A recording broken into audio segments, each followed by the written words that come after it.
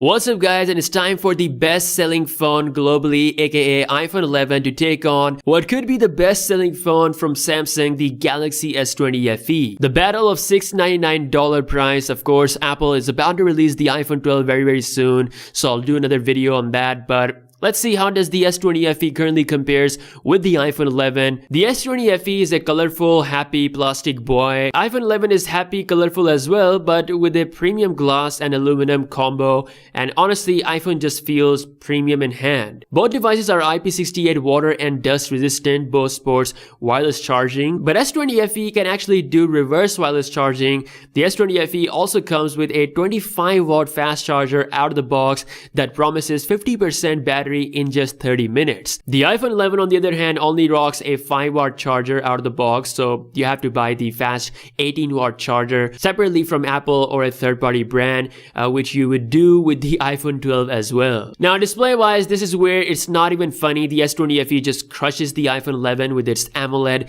120Hz 1080p display. The display does support HDR10, so it's really crisp, whereas the iPhone 11 has a 6.1-inch LCD liquid retina display with 60Hz refresh rate. If you look at the sales of the iPhone 11, it does show that majority of people don't really care about LCD or OLED, but the facts don't lie. The S20 Fe, not only does it have OLED, it has 120Hz, which is the current 2020 smartphone standard. Now the S20 Fe is not the best of Samsung when it comes to the design. Still, it has slimmer bezels than the iPhone 11 if you look closely, and of course the punch hole looks much more cleaner than the notch. The Galaxy S20 Fe allows you to wirelessly connect it to any smart TV via Samsung DeX. It basically transformed this phone into a mini laptop. One UI 2.5 definitely brings a lot of features. The iPhone 11 on the other hand comes with iOS 14, which has excellent privacy and top of the line app optimization. They recently added the support for widgets, and honestly iOS 14 just looks really good. It also works seamlessly with Apple Mac devices. The S20 Fe on the other hand works seamlessly with Windows thanks to the collaboration between Samsung and Microsoft. So both phones are trading blows when it comes to software. When we talk about the internal specs, this is where it gets a bit confusing. The iPhone 11 comes with Apple A13 chip, while the S20 Fe rocks the Snapdragon 865/Exynos 990 depending on your market. So if you're from India, chances are you're getting the Exynos 990 model. If you're from the UK or Europe or US or pretty much anywhere where there is 5G availability, then you're getting the Snapdragon 865 model. The Apple A13 is faster than both. I guess 865 can match the A13, but the Exynos 990 is definitely not on the same level. The Apple A13 is a very powerful chip. Still, even after a year, the iPhone 11 runs pretty smooth. Something I expect from the S20 Fe no matter what variant you buy is just that certain things like thermals as well as long-term gaming, which is better on the Snapdragon 865 Galaxy S20 Fe. As always, I'll be doing a speed test in the future, so stay tuned for that. Now the Galaxy S20 Fe has the same camera setup as the S20.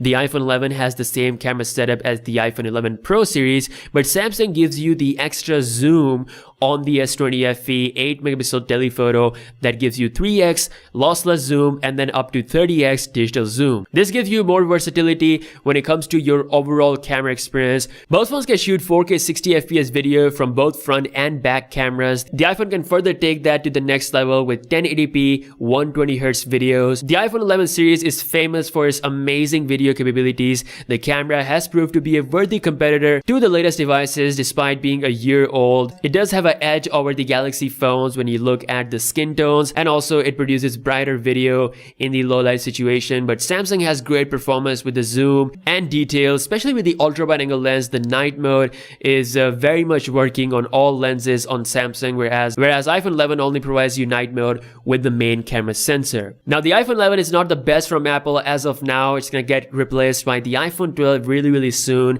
That's gonna happen in the month of October, so we'll see more of a mashed comparison. Now when we talk about the battery on both phones, the iPhone 11 is one of the best phones when it comes to the battery performance. It's been tested a number of times, but the Galaxy S20 Fe, despite its 120Hz display, it can still give you a full day of usage, as Samsung promises that, thanks to a 4500 mAh battery. All in all, I feel like the S20 Fe currently for $699 is more of a latest package and more of a up-to-date package with more features compared to the iPhone 11. I mean, the 60Hz LCD display and that big notch is just way too outdated in my opinion. You also get 5G on the S20 Fe, so that's also a plus point if you're from that market. Now some people are fine with the iPhone 11 design, which is why it is the best selling phone globally. Apple is improving a lot of things with the iPhone 12, like having an OLED display and also slimming down the bezels and making it a lot more premium with that iPhone 5 style